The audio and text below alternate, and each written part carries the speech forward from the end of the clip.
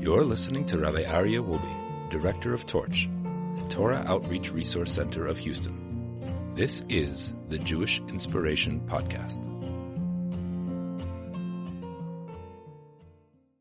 Good morning, everybody. Welcome back to the Jewish Inspiration Podcast. The topic we're going to talk about today, I believe, is one of the most important topics we've ever discussed in Musar, in character development, and I think it is critically important that we really gain a grasp of this idea. The topic is Kavod. Kavod is loosely translated as honor. But what I would like to introduce is the idea beyond honor of dignity. Something that our generation truly lacks. Dignity. You see, we live in a world of values. We live in a world where everything is valued by the amount you're willing to pay for it. This pen is valued by how much money you're willing to pay for it. This cup, this coffee cup, is valued at the amount you're willing to pay for it. Everything we have around us goes by the value that one is willing to pay for. So if you have an item that nobody's willing to pay anything for, it has no value. Think of the most valuable, most precious thing in the world is time. If someone was sitting on their deathbed and they say, you know what, for $1 million, we can get you another 2 hours of life. Who wouldn't pay $1 million for another 2 hours of life? The greatest asset we have is time. But we have another dimension we need to talk about, and that is the value of a human being. And that is not defined by money. That is defined by honor. The more valuable a person is, the more honor we bestow upon that person. It makes a lot of sense. If you have a rabbi, if you have someone who is a spiritual leader, someone who is a mentor, you have respect for them. Their value, their human value goes by how much honor you bestow upon them. We have multiple different types of honor. We have an honor of ourself, of mankind, and we have an honor of Hashem. And we're going to go through to discuss each of those categories clearly. So we live, like we mentioned, in a world of values. Value is determined by the price and the amount of money we are willing to pay. Everything has value. A profession has value. People are ready to spend a lot of money to be educated, to become a nurse, to become a doctor, to become a lawyer, to become an accountant. We value professions by the time, but also the money that we are willing to. People are willing to pay a lot of money for wisdom, except for Torah. Torah is free. It's a Morasha Kihilas Yaakov. It is an inheritance for every Jew. It belongs to you. You don't have to pay for it. Of course, donations are always welcome. You can go to torchweb.org and make your very generous donation. But it doesn't cost money. Mankind has value too. How do we establish mankind's value? By the honor and respect we show towards a person. And there are no sets of rules for this. Every single human being needs respect. From an adult to a teenager to a child to a baby. Every human being needs respect. You know, statistics show that the highest demographic of suicide is white-collar criminals. You think of this individual who was a CEO of a company and lived in River Oaks, drove a nice Bentley. Everyone honored him. Everyone respected him. He was invited to be on every board, in every museum. Everyone wants this person because he has wealth and he has success, so to speak. He's caught on a crime and he's thrown into prison. Suddenly nobody visits him. No one calls for his advice. Everyone says, we always knew he was a crook. We always thought there was something odd about him, and everyone throws him under the bus, and before you know it, there's no more dignity left. His loss of social regard and respect makes him worth nothing. What else is left for life? An elevated person doesn't need regard of others or respect of others, but instead he respects others. Okay? Eze mechubad hamechabed et habriot. You want to know who someone is honored, who is an honored person? Who is an honorable person? Someone who honors others. Someone who looks at the opportunity to honor others that is a definition for their own worth. It's a very beautiful idea we see in Judaism, and that is we cover the challah Friday night, Shabbos day, before we cover the challah. Why do we cover the challah? Because typically a meal begins, our sages tell us a meal begins with bread. We know Friday night, Shabbos day, how do we start the meal? With wine. We make Kiddush. We recite the Kiddush, giving testimony. Just as God created the world in 6 days and rested on the seventh, so too we work 6 days and rest on the seventh. And that's the testimony we give in the Kiddush that we recite every Shabbos, morning and evening. And that comes before we begin our meal, before we break bread. So we don't want to insult the bread, so we cover the bread. And we all know the bread doesn't have feelings, the bread doesn't have emotions, the bread doesn't have a heart. It's not going to sit there crying, wailing, I can't believe it. I'm always the first, and now you honored someone else before me. So why do we do this? Our sages tell us we don't do it for the bread. We do it for us. We do it to teach ourselves what it means to be cautious for someone else's dignity, what it means to be caring for someone else's honor. It really is a remarkable sensitivity that we have. In Judaism, we learn about dignity through the teachings of the Torah. We say about the Egyptians, if they come and they want to convert, accept them to become converts. Why? Because don't forget, after all, they housed you, they fed you, they gave you, albeit with many, many challenges of slavery, with many, many humiliating experiences. But we appreciate human dignity. We see throughout the Torah, always to preserve one's dignity. The story is told about the Chafetz Chaim. I saw this multiple times. I read this story where the Chafetz Chaim was a guest in someone's house. Now, the Chafetz Chaim typically probably, I'm just wondering, how did the Chafetz Chaim eat at someone else's house on Shabbos? Well, the Chafetz Chaim, as is told, towards the later years of his life, went from city to city, town to town, village to village, to sell his books, so that more Jews will be knowledgeable in the laws of the Torah, and more Jews should be inspired. And he would speak and sell his books. And I assume that he was probably there for a Shabbos, and he ate in someone's house. And this individual, when they walked in from shul Friday night, he says to his wife, "Hey, where's the cover for the challah?" The Chafetz Chaim whispers to the master of the home, and he says to him, "Why do we cover the challah?" He says, "What do you mean? So we don't embarrass the challah?" He says, "Oh, but your wife you could embarrass."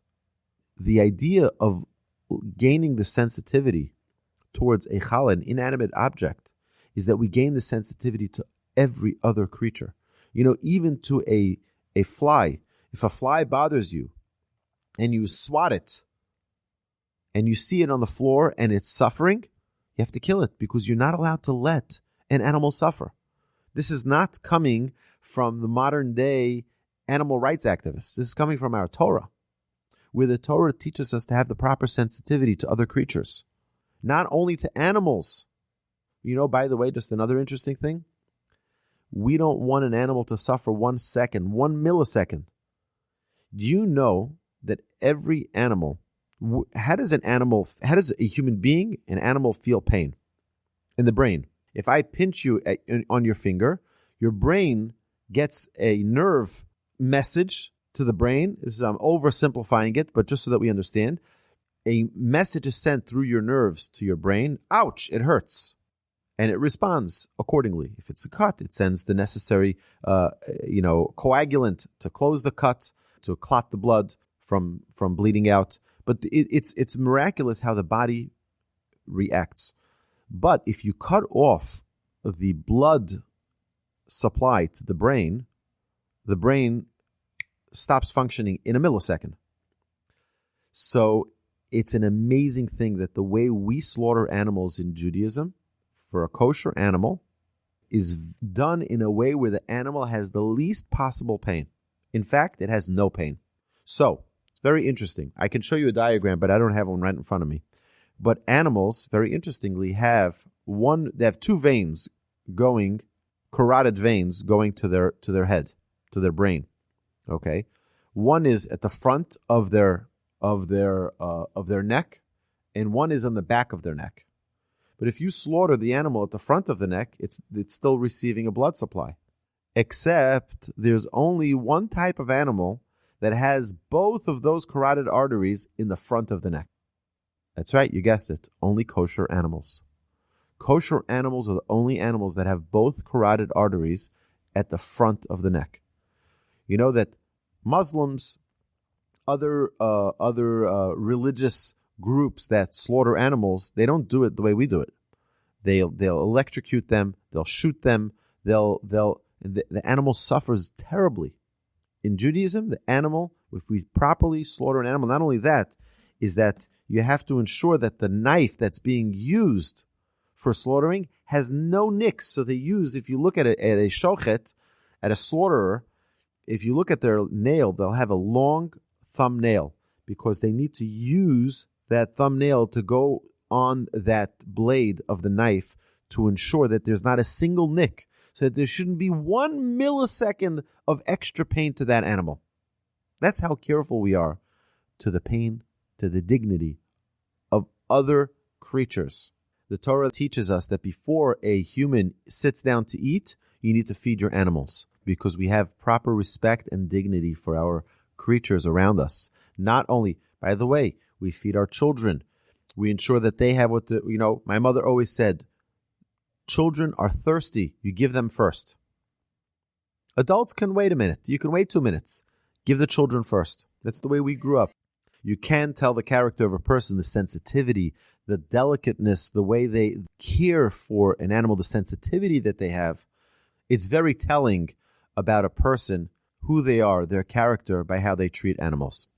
So an elevated person, we said, doesn't need regard from others, but if they're hated by everyone, you can't really survive unless you have a really strong internal force that keeps you going.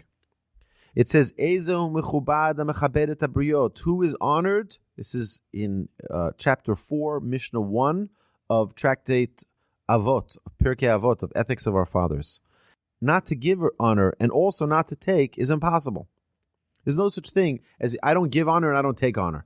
We're either givers of honor or we're takers of honor. We could be both. But the difference between humans and objects can be purchased with money. Mankind, however, is spiritual. Honor and respect is that spiritual value. Think of the Almighty. What can we give to the Almighty? You're going to give him chocolate chip cookies? He's not Santa Claus, right? The Almighty doesn't need our cookies. He doesn't need anything from us. God doesn't either need our prayers.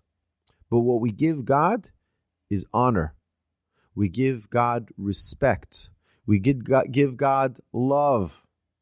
That's what we're trying to do in all of our service of the Almighty. The barometer of spirituality is honor and respect. The way in which one acts, which is, by the way, the halacha tells us that even one in his own room, in the room of rooms, so you're in your home alone, you don't have anyone there, the way in which you act with proper dignity, even when you're alone, with modesty, for your own self-respect, for your own self-dignity, for your own self-worth, not because someone else is going to see, because I'm a human being, because I'm a special person. That identifies the spirituality of a person. God is holy. It says, Kadosh, Kadosh, Kadosh, holy, holy, holy. Yet, how do we know this? Because Milo Chol Haaretz Kevodo, because the whole land is his honor. Holiness and honor. One equals the other. One identifies the other. Because the whole land is honored, that's how we know, Kadosh, Kadosh, Kadosh, that God is holy. Every place that there is holiness, there is also honor. Every place that there is holiness, there's also honor. My rabbi, may he live and be well. He's a man of purity, a man of holiness. You know what comes along with it? Honor. The way you carry yourself. You know, my rabbi would always teach us about honor, how to eat, how to walk, how to talk. It says that a righteous Torah scholar shouldn't run. You don't run. It's called a psiya gasa. It's called a a arrogant stride. It's unbecoming. Think of it like this. I give an example. I know lahavdil elef avdalos, not to compare between holy and unholy. But let me give you an example. Imagine a priest standing at a street corner. You see him with his white collar. He's leaning back against the wall with his leg up, reading a paper, holding a beer. What would be wrong about that picture? Because the image you have of a priest is one who's dignified. Even more so if someone is filled with Torah, if someone is filled with true godliness, someone is filled with true spirituality, we should carry ourselves in a way of dignity, a way that's proper, which is why a Jew needs to distinguish themselves from the nations. The Rambam writes that if the nations are wearing black shoelaces, you should wear white shoelaces. We should be different. It's funny because in our generation, we're convinced, we have to assimilate. They shouldn't know that we're Jewish. You think they don't know? Ronnie, you think they don't know that you're Jewish? Give me a break. They know that you're Jewish. And it's funny, this is the first time this happened to me. I had a guy, I don't remember which store this was in. I walked into a store and a guy stopped me. He says, "You're Jewish." He says, "You're the chosen people." He says, "I can tell by your kippah." He says, "Can I touch your holy tassels, the holy strings of your tzitzit?" Go right ahead. I'm on display, right?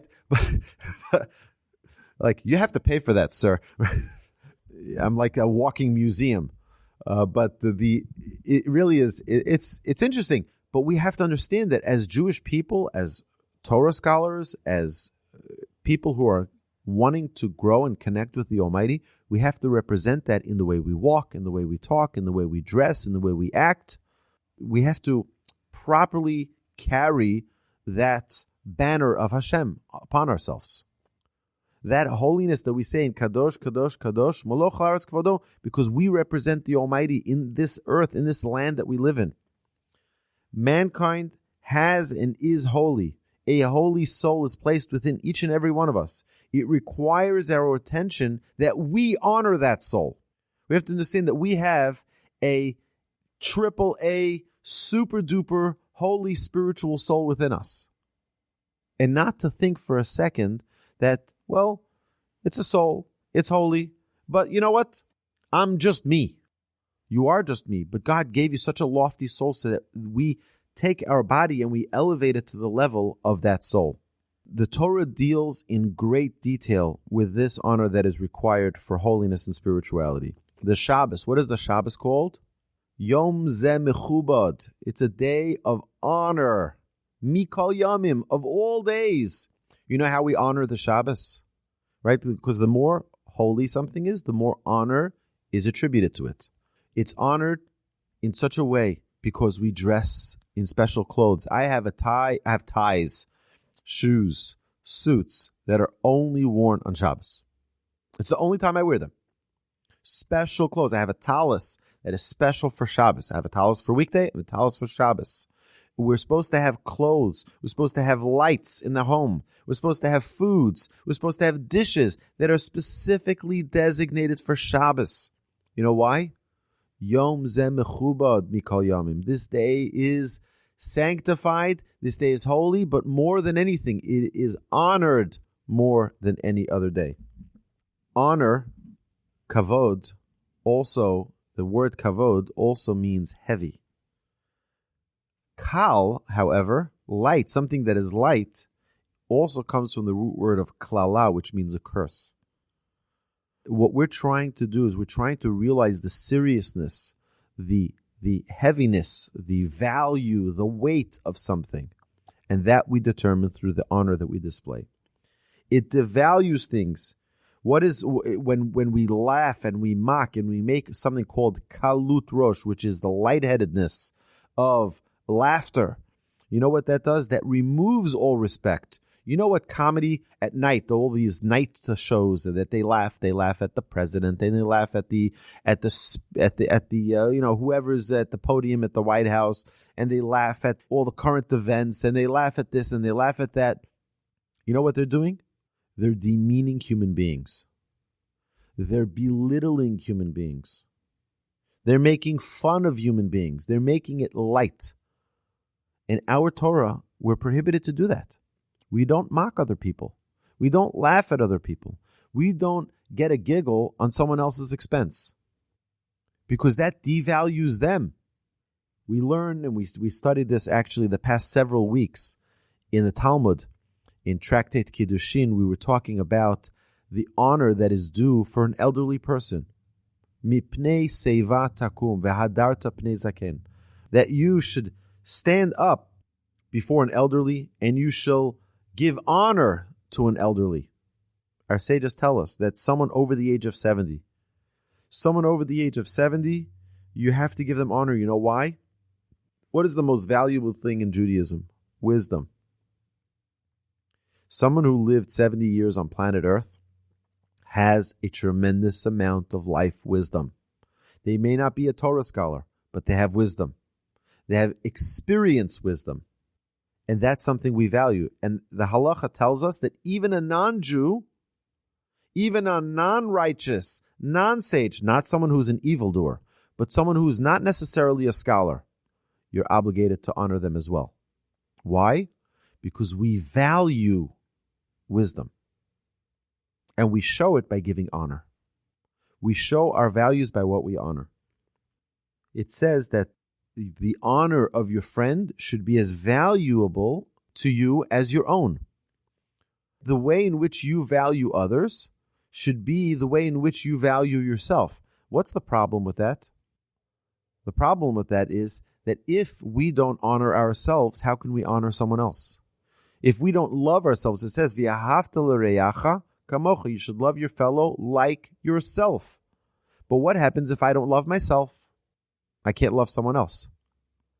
If I don't respect myself, how can I respect someone else? And that is the exact point. The point is that we need to realize that we can't honor another person if we don't have honor for ourselves. We can't love another person if we don't love ourselves. So, just to wrap up what we discussed this past hour, the idea that we value things by the honor we attribute to them. And it's very telling to us. If you want to know what a person is, see what they honor. They honor the Shabbos. They honor God. They honor their fellow human being. That's someone who's honorable. Someone who everybody else you despise. You don't have respect for other people. This one, and they're able to mock everybody and belittle people. It's telling on themselves, on who they are. God should bless us all, that we should all be people of great honor, great dignity, because we're very holy people, and we should identify that. We should live with that self-dignity, with that self-honor. We'll talk about this more because, the Talmud says that someone who eats in the marketplace is like a dog. A dog doesn't have self-dignity. It'll eat any place. We're not dogs. We should have self-dignity. We shouldn't be a person who walks around the mall eating on their pizza like they're in middle, right? There's no self-worth. There's no self-dignity. There should be a proper, honorable, dignified way in which we eat. Also, in our homes, the way we eat should be dignified, should be honored. Honor, dignity. The way we value things is by the honor we attribute to human beings, is the honor. See, for objects, items, we value by how much money we're willing to spend. Human beings, we value by how much honor we give to them. Ourselves as well. The more honor we give to ourselves, the more, it's not that we give ourselves honor, but the more dignity that we display, the more honorable one is. The more we respect that person. And a person should respect, of course, our spouse, right? The more respect we have for our spouse, the more we value them. The honor system in Judaism is the value of the human being. You've been listening to the Jewish Inspiration Podcast, a Torch production. Become a supporter at torchweb.org, because your assistance enables more Torah learning around the globe. To find more lessons offered by Torch, please visit torchpodcasts.com.